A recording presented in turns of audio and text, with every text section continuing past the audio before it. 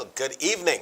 Good evening to you, my brothers and sisters, all of the friends and followers who normally uh, join us at Salem Speaks during this hour between 6 and 7 on a Thursday. You would note this evening that we have a special program. This is a special program of the Bahamas Baptist Union. And this evening, I am so pleased to have with me on the program our newly elected superintendent, the Reverend Garth Roll, who also serves as the pastor of the Mount Hermon Union Baptist Church in Mount Thompson, Exuma. Mr. Superintendent, welcome. Thank you. It's a privilege to be joining you today. I hope we'll have a wonderful interactive discussion. Certainly. And also joining us this evening is our newly elected Executive Secretary, the Bahamas Baptist Union, Minister Raymond Roll, who serves now, ministers at the St. Matthew Union Baptist Church in Coconut Grove. Welcome, Raymond. Good to be here, sir, and we trust that we will be able to share and enlighten our people today. Certainly. I just want to, at this time, for those of you who follow us, and you might not understand why you see this union in the back, and it's also during a time when we have Salem Speaks. It is because Salem Union Baptist Church is one of the 32 churches in the association called the Bahamas Baptist Union. We are just out of conference on Sunday past, and since we have a new superintendent, we wanted to be able to share with you, our viewers, all of you who join us on the various platforms from all of the islands, Long Island, Exuma, indeed all of our churches here in New Providence. We wanted to take this time to allow the superintendent and the executive secretary to share with you, to share with us what his vision is for the Bahamas Baptist Union to take us forward into the future. I believe he has a whole lot of plans that he would like to share with you, and I am going to invite him at this time, Reverend Garth, to share the overall vision that he has for the Bahamas Baptist Union to take it from year 2021 for the next 3 years and onward. Superintendent. Thank you very much, Brother First Assistant. It's going to take me some while to get used to these titles now that's being conferred on us, the younger generation now. But our goal over the next 3 years is simply to do all that we can to help Christ in accomplishing an unfinished work that he left behind. Now, some people would listen to that and say, well, Christ completed everything he was supposed to do because at least on the cross he declared it is finished. And of course, the redemption part of Christ's work is finished completely. There's nothing else that is left to do.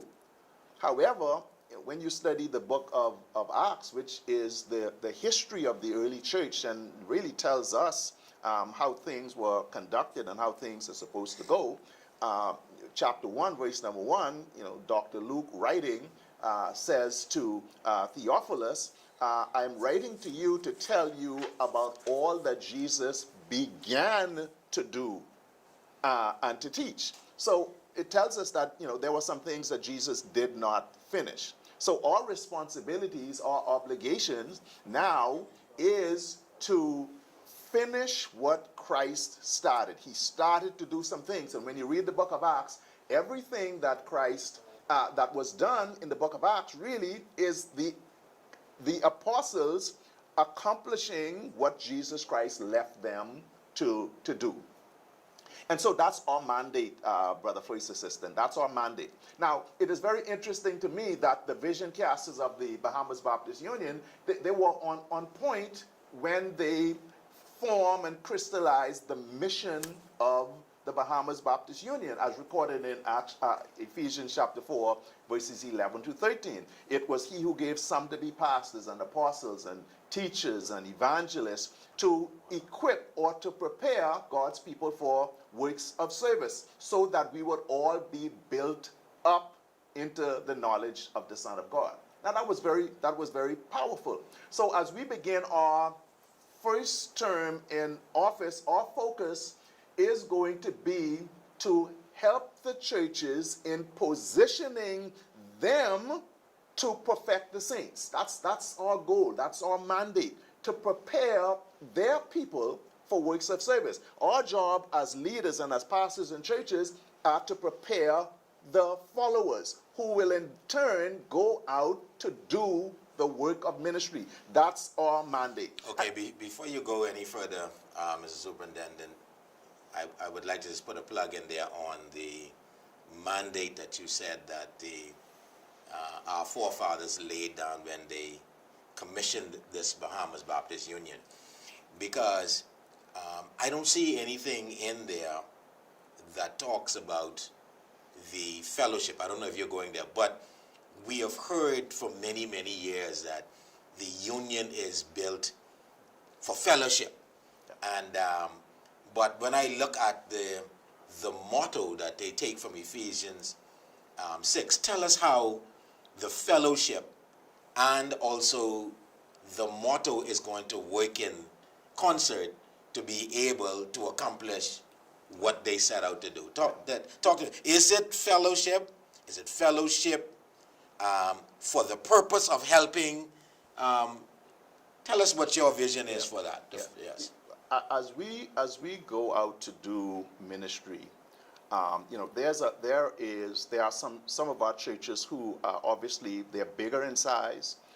They are more equipped with human resources. They're more equipped with financial resources in order to do ministry.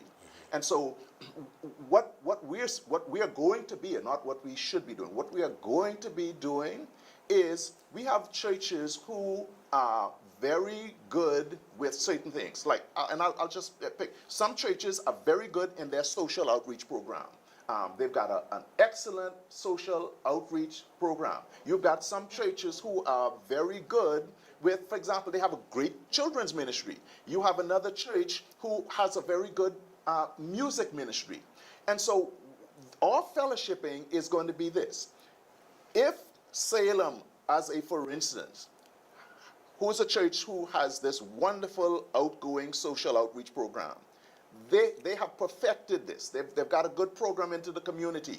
So what we're going to be doing is we're going to take some people from Salem under the auspices of the New Providence District Convention, and we're going to take 5 to 10 of those people, and we're going to say, listen, let's go into Mount Carey, let's go into Adelaide, let's go into Gambia, and let's take that model that Salem has done very well on, and let's now transpose that into Mount Carey. How could we now take this in going through Step Street and Bernard Road and all of these other streets that's close to Mount Carey, and how could we now duplicate that there in order to help them build up their outreach ministry so that people are coming into their church, they're getting saved, they're coming to know the Lord. And we do the same thing in some of the smaller churches. Now, some churches don't need that assistance, but for those who do, that's going to be how I want to see the fellowshipping extended, and not just us coming together for a district service, but fellowshipping as we do the work of ministry.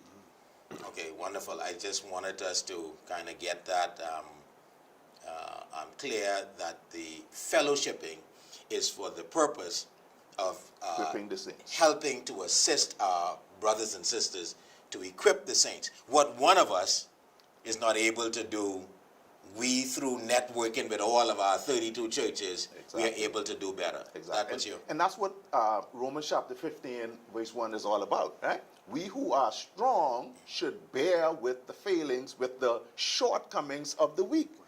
That's what we're doing. We're taking this mandate, this model, and we are taking that and causing the scripture to come alive in the ministry that we're doing. Okay, well, you can carry on.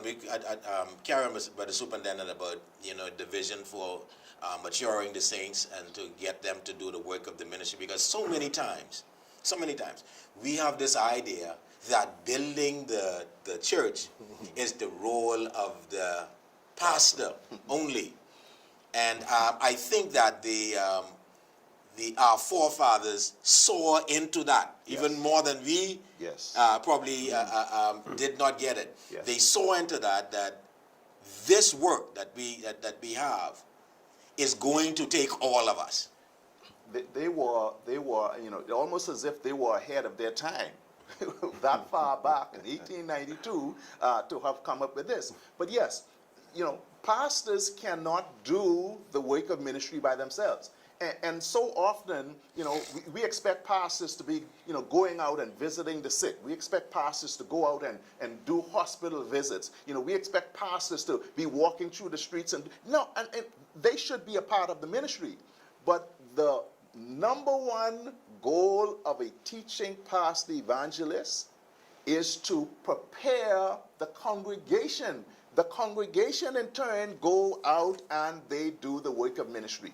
And if we're going to have successful churches, listen, every family develops by growing one member at a time. Every church grows by adding one member at a time. So when we strengthen an individual church, what are we doing? We are strengthening that district that church is in. When that church gets strengthened, the district is strengthened. When the district is strengthened, the union is strengthened. So that's the tunnel vision we're going to have as we move forward to building on the work that the Wiltshires and the Backfords and the Cox and the Sanders and the Mackenzies have laid for us. All we're trying to do is to build on, improve on that work. And the key to all of that, Brother First, is that we have to prepare the workers. And so as we go out, a part of the mandate that we're going to be doing is having a number of seminars that we're going to focus on dealing with, how does a church improve on its prayer ministry. And unfortunately, prayer I don't think has the focus and the import that it should have in many of our churches. If you're not a praying church, you are not going to be a powerful church. If you're not a church who is into fasting, you're not going to be a powerful church. So we're gonna have some teaching seminars on how we can get our church more involved in prayer. How do we get our churches to become improved in its children's ministry? Seminars to develop the outreach ministry. Seminars to help us in our hospitality ministry, in our care and visitation ministry, dealing with the hospital that Pastor was just talking about. All of these things we're going to be developing over time in order to build up the churches, the individual churches. That's going to be.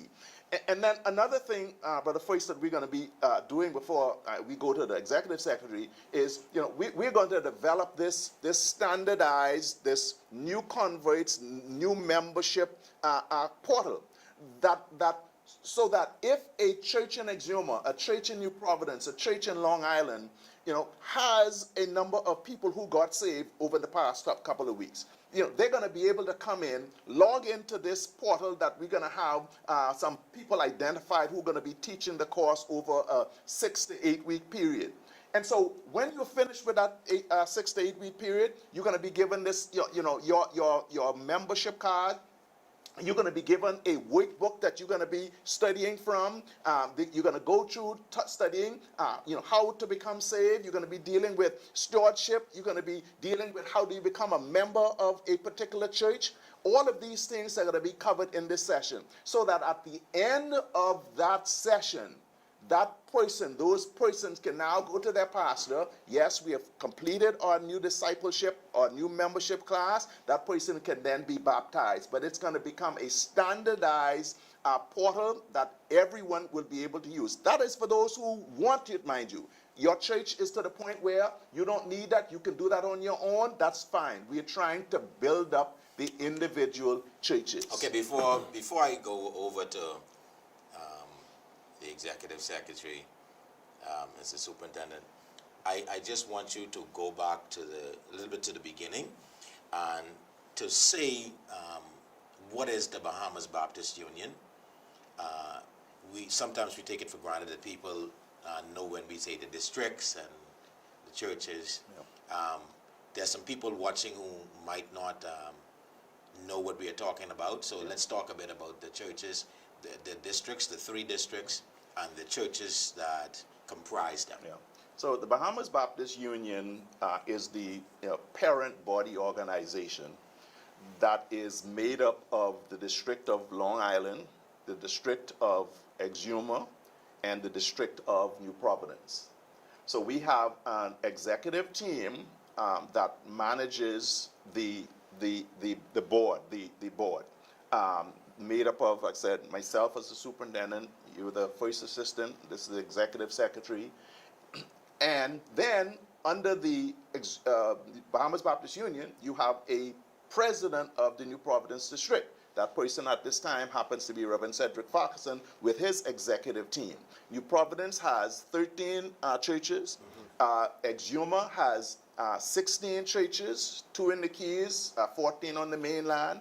And that president there is Reverend Leslie Curtis, who has governed the Exuma district along with his executive team.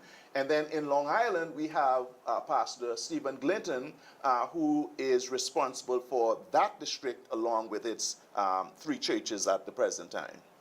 Okay, thank you very much. Thank you very much. Mr. Raymond, you are wearing a couple hats in the Bahamas Baptist Union at this time. You are responsible not only for the day-to-day running of the Bahamas Baptist Union, but you also carry another very important title, and that is the Director of Evangelism. You direct the evangelistic outreach programs for the Bahamas Baptist Union. Now, if you see me looking a little bit excited, that's because I'm an excited person with evangelism. I love outreach. So, would you tell us, Mr. Raymond, what is your vision for taking the gospel and spreading it among our districts, for reaching out and strengthening our churches? Talk to us about some of the plans that you have and what we're going to be doing in that area. Yeah, thank you very much for his assistance. I'm very excited about evangelism and the work of evangelism. I've always thought in the past that evangelism was something that churches normally put on the tail end of ministry. Very little attention is paid to it. But coming into office, it has always been a passion of mine for souls. And the superintendent mentioned something of what we will be implementing certainly in this first year. I like to look at evangelism as twofold.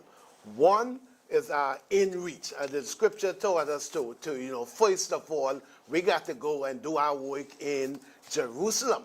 And so Jerusalem to me is our church, is our Christian brothers and sisters. And so Reverend, God spoke about it's a convoy training, a standardized convoy training manual that we will be able to set up. And this, of course, like he said, many churches may already have this in place. But as a union, we thought it best if we would lend resources to our smaller churches. So instead of, as we go out Revenuda in doing ministry in the islands throughout New Providence, we believe that souls are going to come to the Lord. And we want to make sure that these persons who come to God, they would be planted in our various churches. And so we have to make sure that the resources are there so that when they come to church and when that they don't just fall away. And so the mandate is to disciple them. Yes. The mandate is to disciple them. Okay, yes. And so we see you excited about going Oh, and yeah. preaching Yeah, the man. gospel in these places. What about some other areas of outreach where we reach out to people to evangelize them by touching lives. One of the things, that Jesus did was when he wanted to preach to people, he would normally reach out and touch them in an area of their lives that they have a need. Yes, He would yes. meet those Yes. needs, and then he would be, at least they would be open to receiving the gospel. Give us some of those programs that we're going to outreach, we're going to use as outreach, where we're going to reach out and touch people in various places so that we can share the gospel. Yes, some of the initiatives that we have set up. One of the things that I believe the superintendent we talked about is we talked about we have this national disaster plan that we wish to implement. In terms of, we move it into an hurricane season now. And what we find in times of disaster, our churches, people associated with us, may succumb to various disasters. We want to be there for our people, not just our people, but we want to be there for those communities around our churches. And so we want to reach out, whether it be water, whether it be food item, we want to be able to meet the basic need of persons. And one of our plans is to do walkabout with churches. Churches, a lot of time we stay indoors, we don't go out there, and some churches, they struggle with finding the forces necessary to get the job done. As a union of people, we're going to be able to come in there and assist them in walkabout programs, so we can look at the needs of persons, and wherever there is a need, we intend to meet those needs first, because it is very difficult. It's very difficult to preach the gospel to someone whose stomach is hungry. I understand. Yes, thank you. And also, Mr. Raymond, we have a great problem now, basically, that has surfaced, particularly during the pandemic, during COVID. We have seen in many instances where there is so much stress on relationships.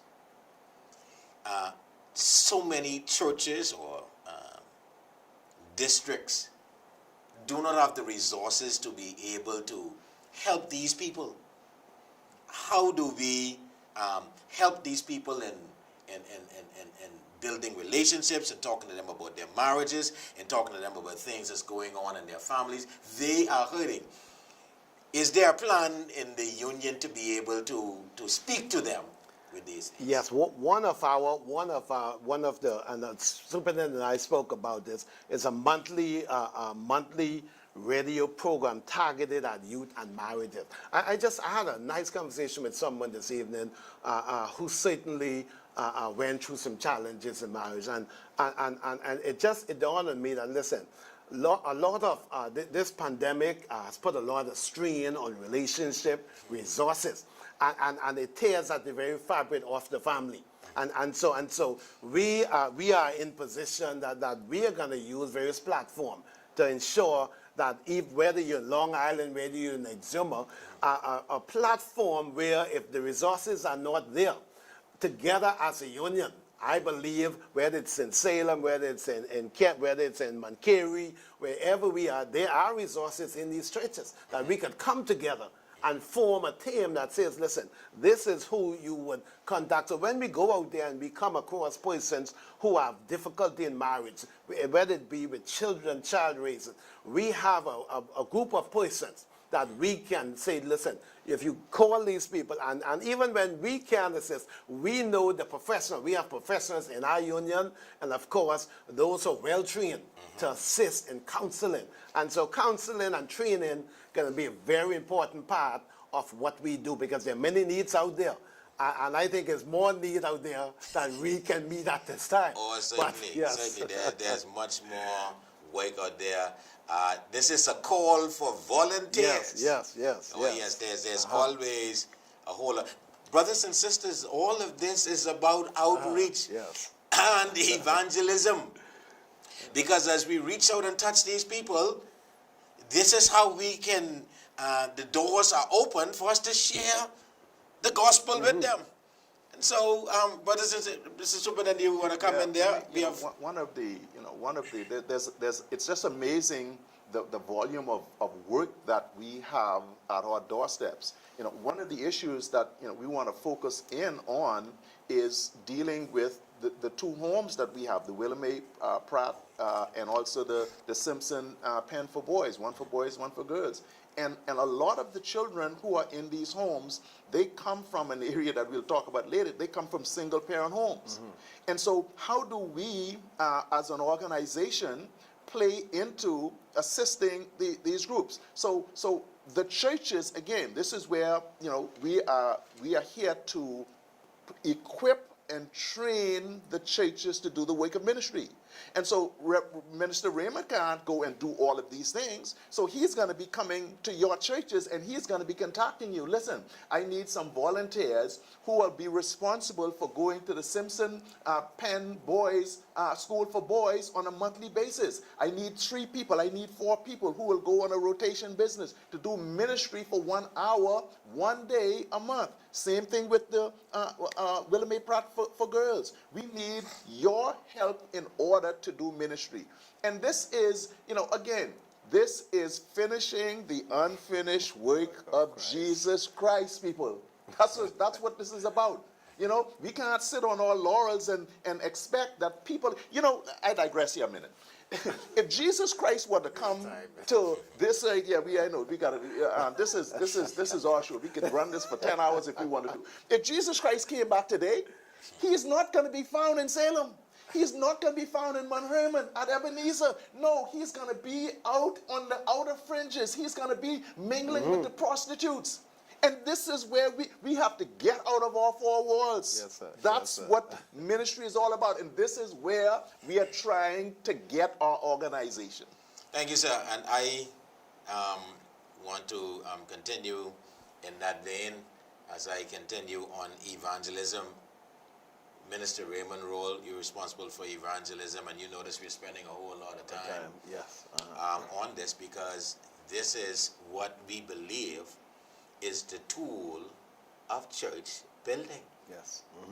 This is evangelism is the tool for church building.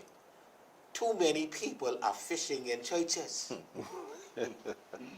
And all you're doing is regurgitating or retread Christians in your church, costing you a whole lot of problems. They leave from one church, go to this one, go to the next one. The thing about it is, there are hundreds, yea, thousands of unbelievers, unchurched people for us to go after.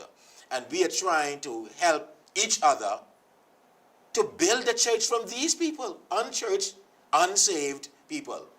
And so, Mr. Raymond, I want us to go back to that and speak to the importance of every church having an outreach program where the church in every area now, on every island, where the people feel them.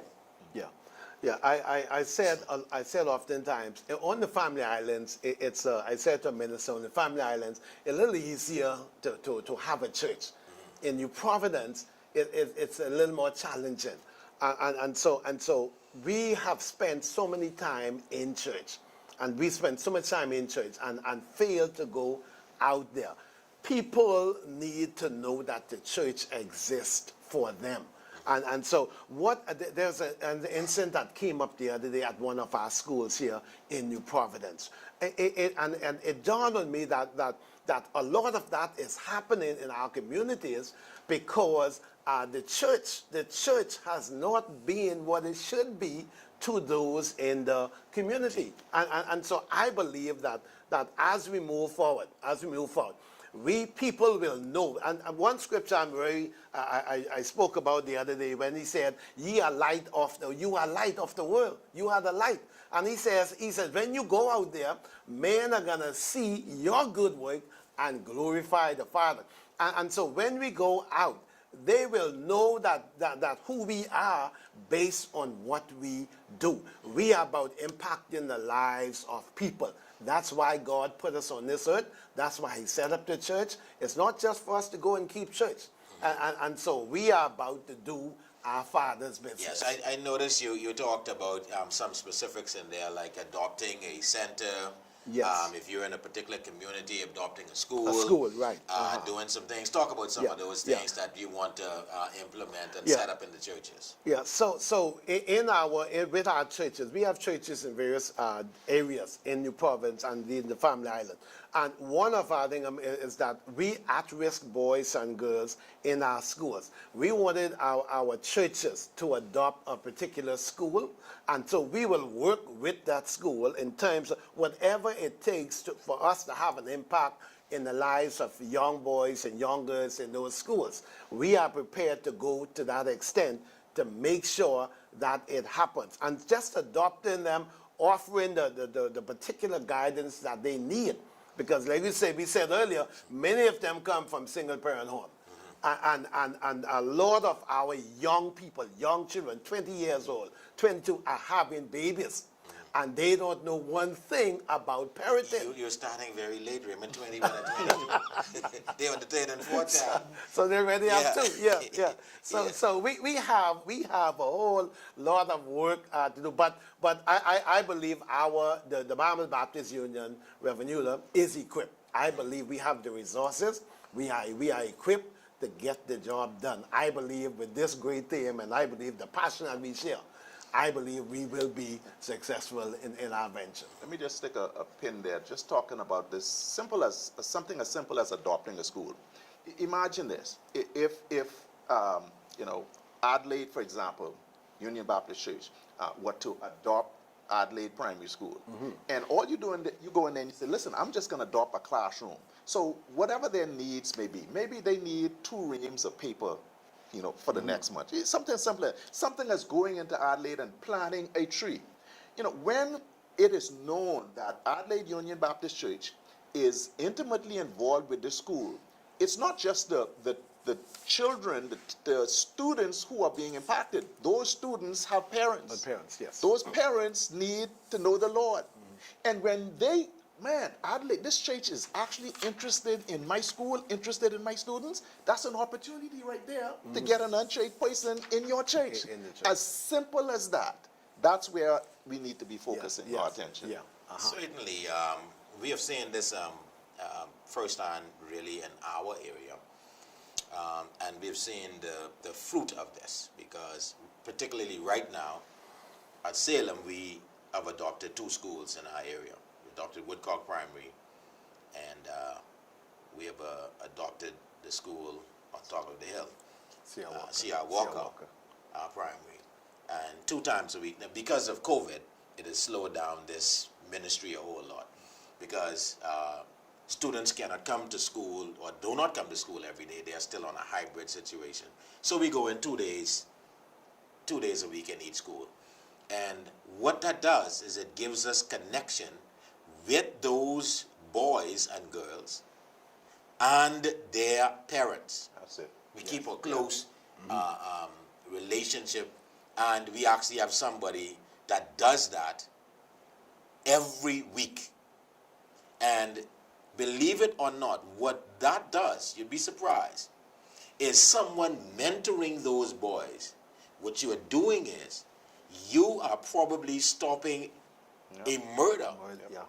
You are stopping armed robbery. You are investing in their lives and making them to be what they never dreamed they could be, because you decided to go out and to reach out and touch someone. That is building the kingdom. Exactly. Yes. As we build the kingdom, Lord, I preach that. As we build the kingdom, you will build your church, but not the other way around. You seek first the kingdom.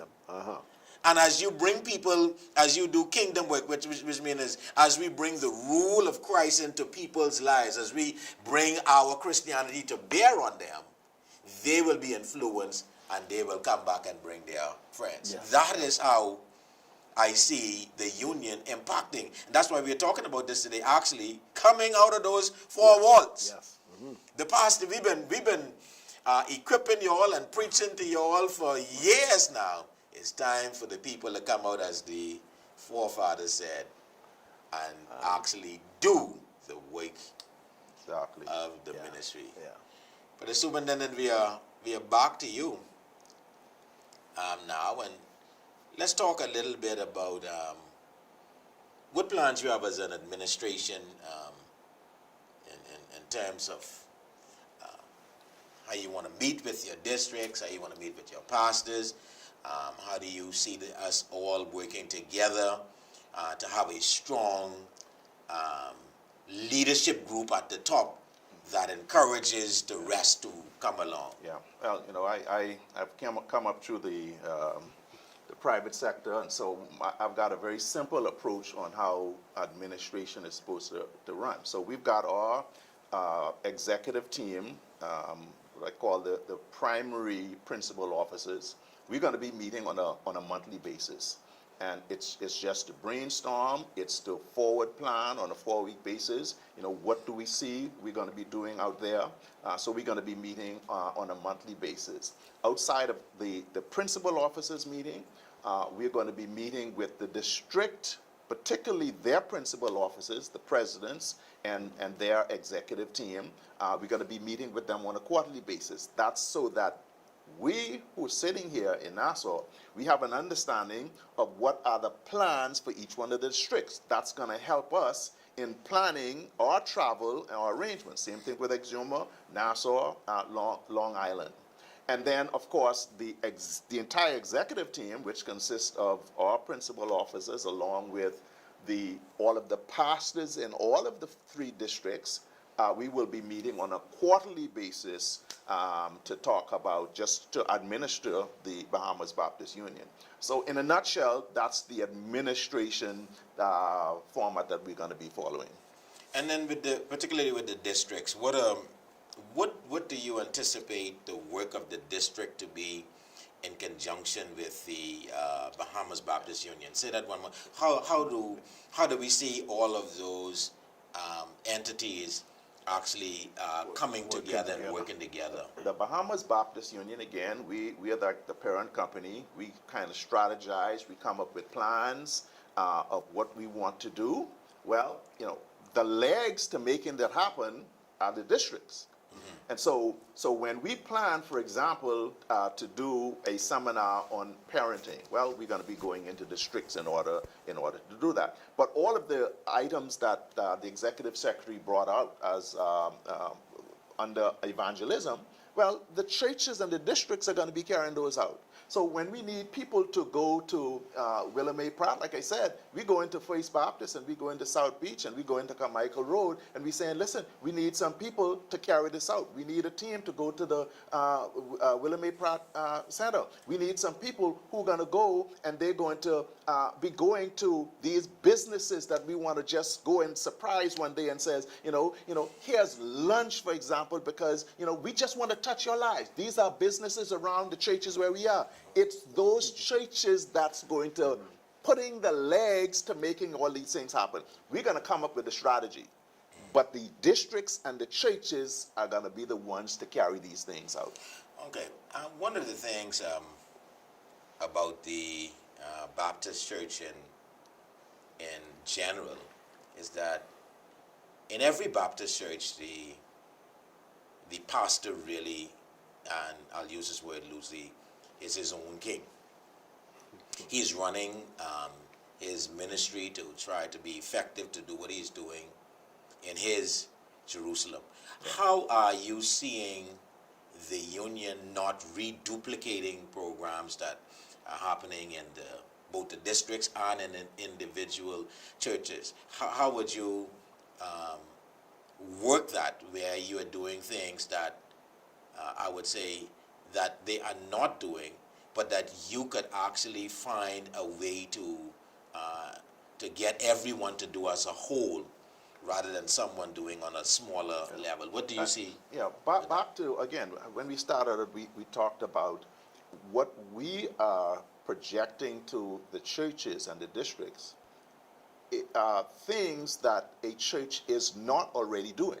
So if Salem, if the union overall program, we have something that we want to carry out, we're not coming to Salem to carry out a program that you're already doing. So we're going to leave you alone. We're going to a church that needs to be encouraged and built up, and so that we can share our resources with that church. So there will never be a duplication in a church, a program that the Bahamas Baptist Union has, where we're going to go to a church that has that program already, if I understood your question correctly. So we're going to take this to the churches that need help. Let those who are strong build up with those who are infirm, who are weak, who need our assistance. So no, we're not. It will be particularized help. Correct. Okay, talk a little bit, Mr. Superintendent, about what is going on with the youth department and how you see the youth department being redeveloped and relaunched. And please, you can chime in anytime, but Executive Secretary as well. How do you see that program coming on, and what are you looking for from all of the churches in order to get this program back up and going? Yeah, we are at a crossroads here with the youth department. But I believe wherever there's a challenge, that's an opportunity. I don't see it as a problem. That's an opportunity for us. And so we've had a meeting last week with a small focus group of about 6 young persons, and we gave them the mandate. We need you to get together and build this group into 8 to 10. And they're going to form what we're calling a youth council. The youth council is going to be the arm that's going to be responsible for formulating programs and plan for the youth department attached to the Bahamas Baptist Union. So we had that first meeting. We have a follow-up meeting next Tuesday where we're going to concretize those plans, and we're going to say to them, okay, go out and we want you to organize 5 to 6 events between now and April of next year. And we want to just slowly and gradually build up this youth work again. So that's the first thing we got to do. The second thing we want to do with regards to youth is not only do we want to have an active youth ministry, but we want a functioning children's ministry. You know, if you don't have a youth ministry, then forget it. I mean, your organization is gonna be dead. Yeah. And if you don't have a children's ministry, well, the children's ministry is what feeds the youth ministry. The youth ministry is what's going to feed the women and the parent body. And so, you know, I don't have all the answers at this point, but we are interested in putting together a children's ministry that will feed the youth ministry. But coming out of our meeting on Tuesday of next week, we're going to be in a better position to tell you exactly what's going to be happening. But we will have a functioning youth department, yes, active and growing. I just want to interject something there. One of the things that I sought to put together was, in terms of evangelism, Reverend Udo, evangelism through sporting events. That's something that worked in the past here in the Salem area when we worked with Taylor Street, Hay Street. And for young people, I believe young people need something, some direction, something to do. And we have spent, I think, over the past lots of time doing just in-house church. But we to some extent, the mission field out there to train young people how to share their faith, get out there and interact and get on the ground. Because if we just doing the same thing over and over, 10 years from now, you're going to be at the same crossroad again. So, Reverend Superintendent, when I looked at it, I said, even in our district, we want to be able to say, listen, we can help you to create activities in your district for young people. And I believe, and once you do that, you're going to pull together young persons from every sphere of society to come together, whether you're in church or out church. That's going to work. I worked in the past, and I believe from Exuma to Long Island to New Providence, youth evangelism, I believe is something that we have to incorporate in that. And then I believe you're going to have a stronger church as a result of that. Harvest is truly plenteous. The labors are few. Labors are few. Pray to the Lord of the harvest, and he would send forth workers into the harvest field. Let me turn His this. harvest. Let me turn this to you, brother. First, one of the challenges that we're seeing, I think, and it's every island. This is none escapes, is the issue we have with parenting. Well, just before you go to that, Mr. Superintendent, I wanted to finish up more. I'll come back to that in a minute, but I wanted to stay on that youth for a minute. Yeah, sure. The reason I wanted to stay on that is a lot of persons are trying in many of our churches to find programs to draw people in. Yes. Let's talk about that a while, right? And we even go off to conferences, T.D. Jakes and all of the other conferences, to try to find a program that can help here to grow the ministry. Now we're going to them to America. Okay. Now, my understanding, sir, is that instead of trying to find a program, what you need is you need to find a person. You need an anointed person. And the anointed person would be able to come up with the programs.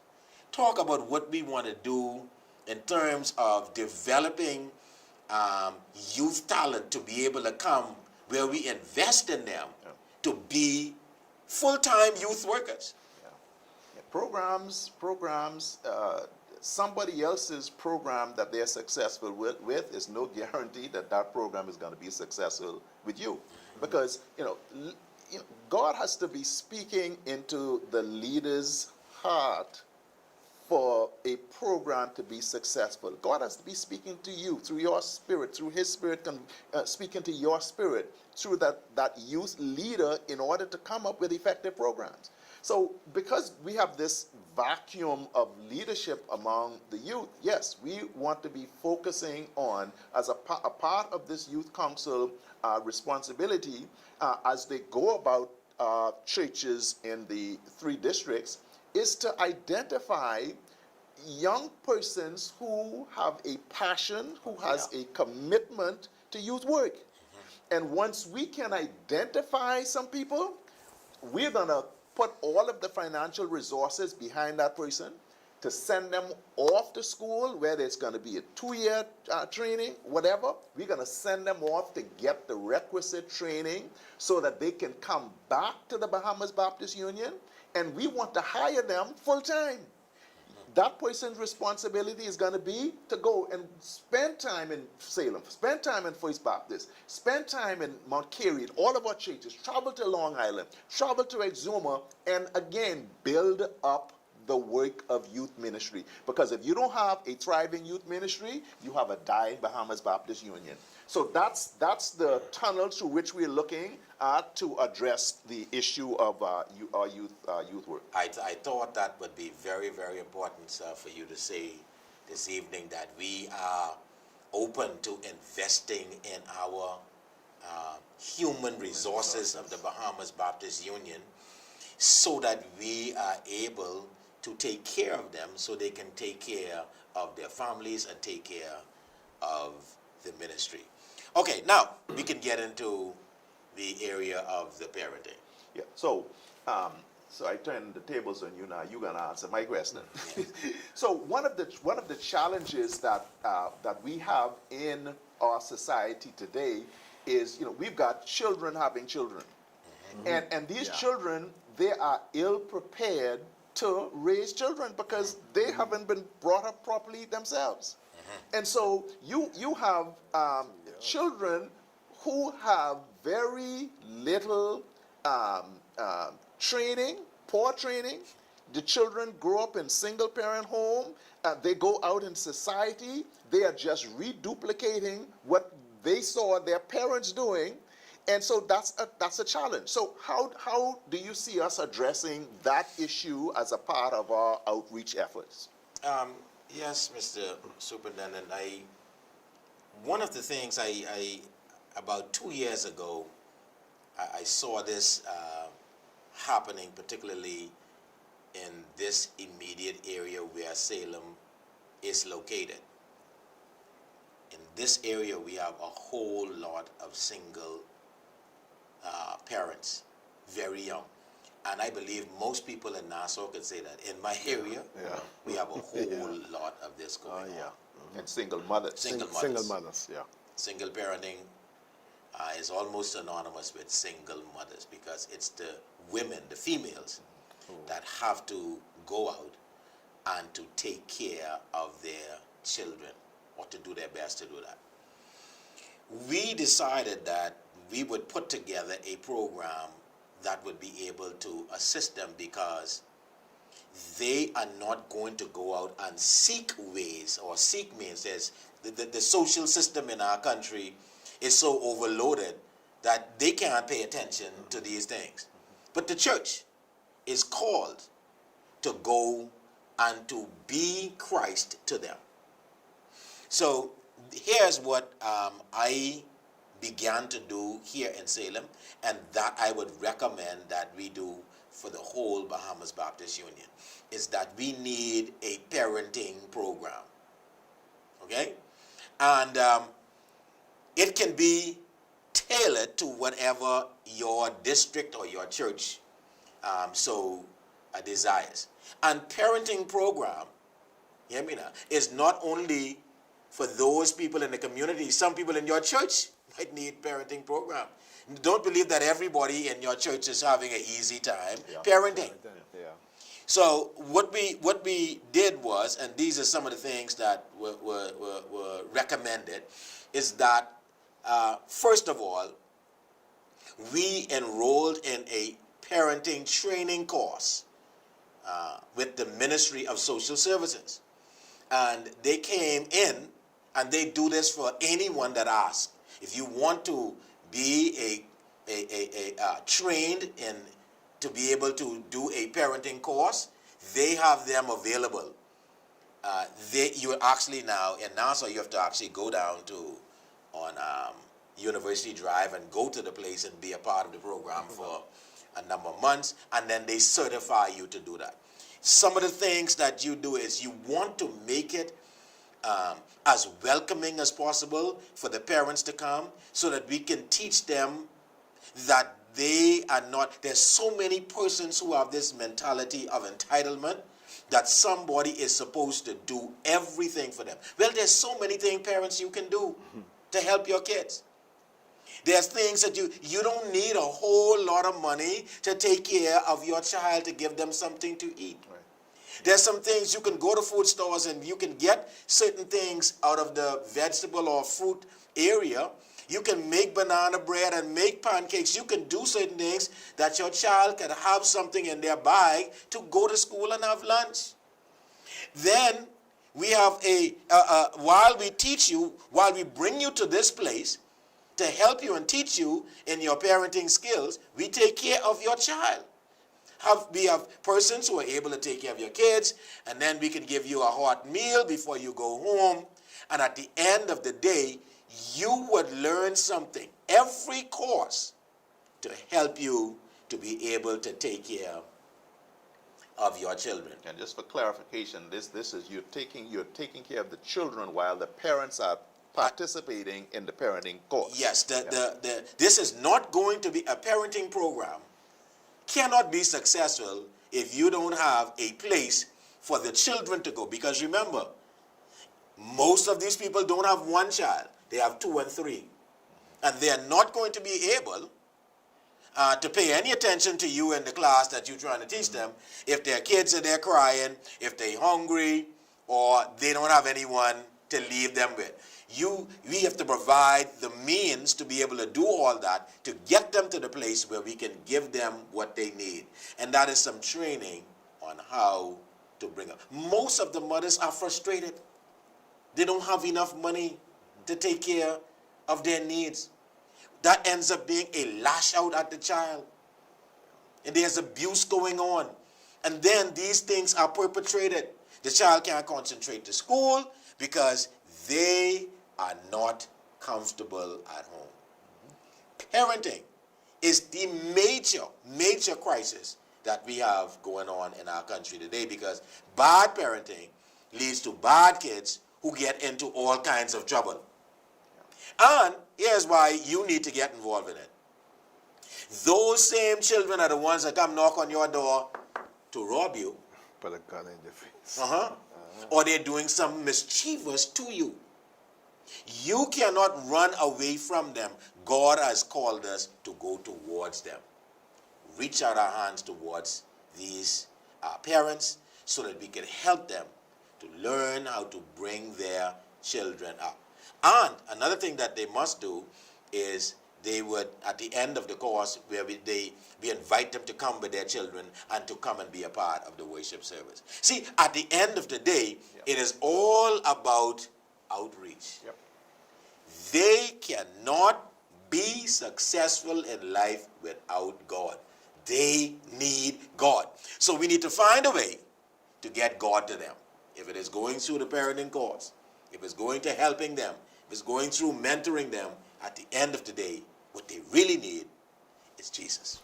And that runs. I just want to ask you. I just want to ask you a question. Because you, what about parents who are struggling with that teenager? Yes, we have a program, and the reason I'm very, very familiar with this, but we have a program that deals with these at-risk and what we call them at-risk boys.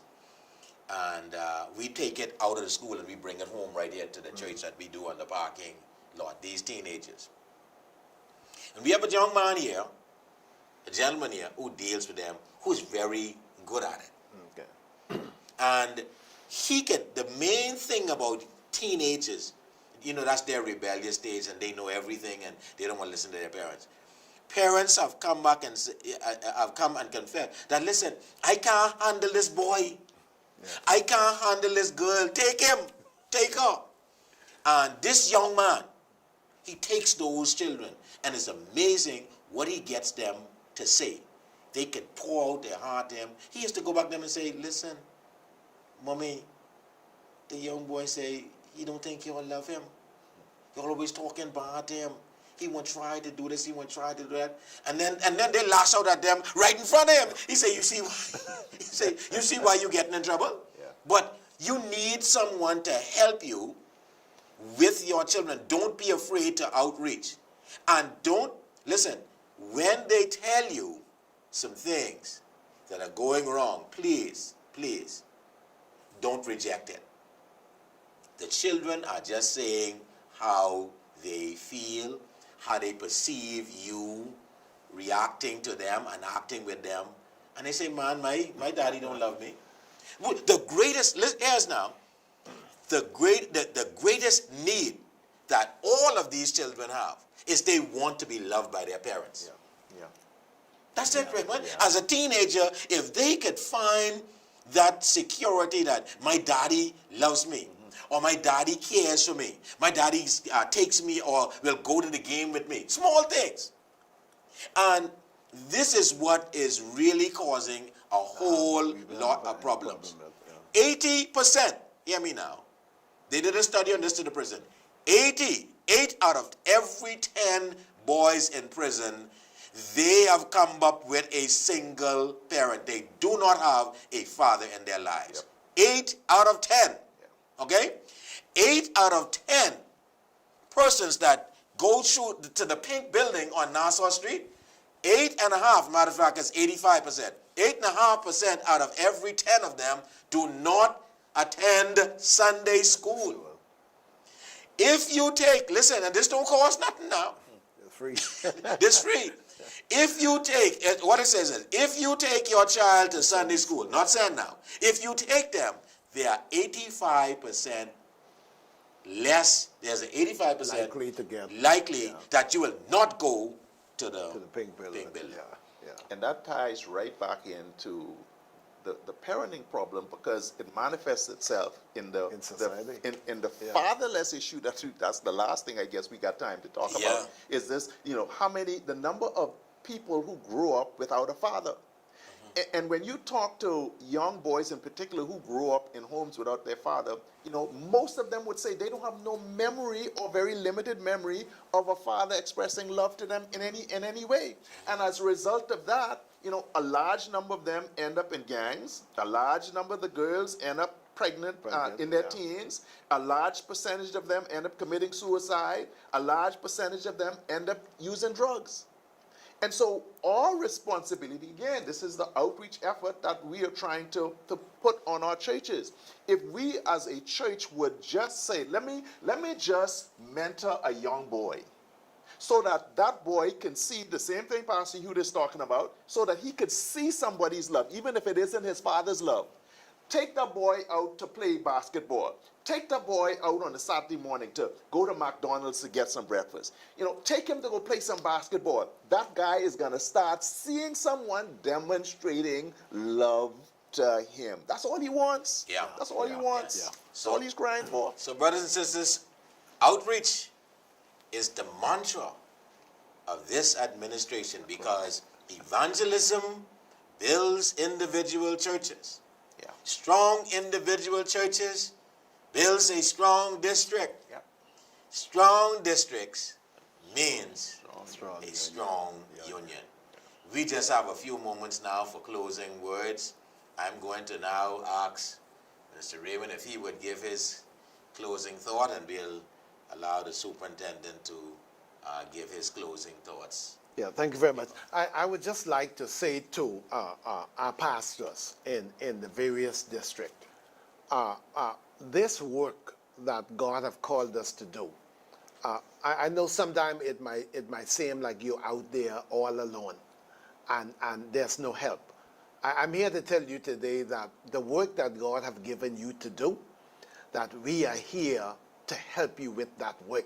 And so we want you to receive us, receive the ideas that we have, because we are co-laborers together with Christ. We were called to do this work together, not by ourselves. And so we will need every effort, everything that you have, all of your support. If this is going to work, we have to work it through the district. We have to work it through your church. And so we want you to be open when we come, and we are coming. So when we come, we want you to be open to the Spirit of God, open to God's Spirit, and allow God to work through you, and allow God to work through your church and the people of God to reach the lost for Christ. Thank you, sir. All we need from you out there is the support of your members. That's all we're asking for.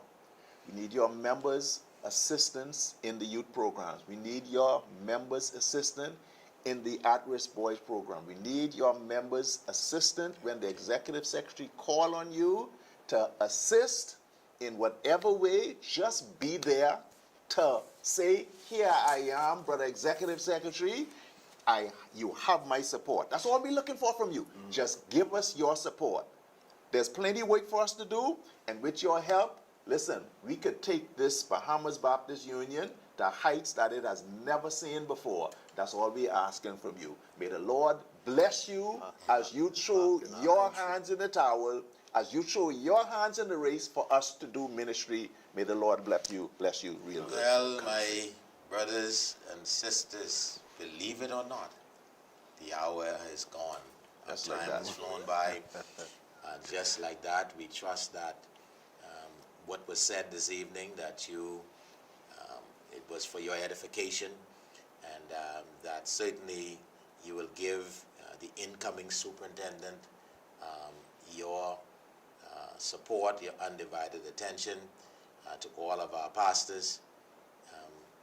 We look forward to you also committing yourself to this work.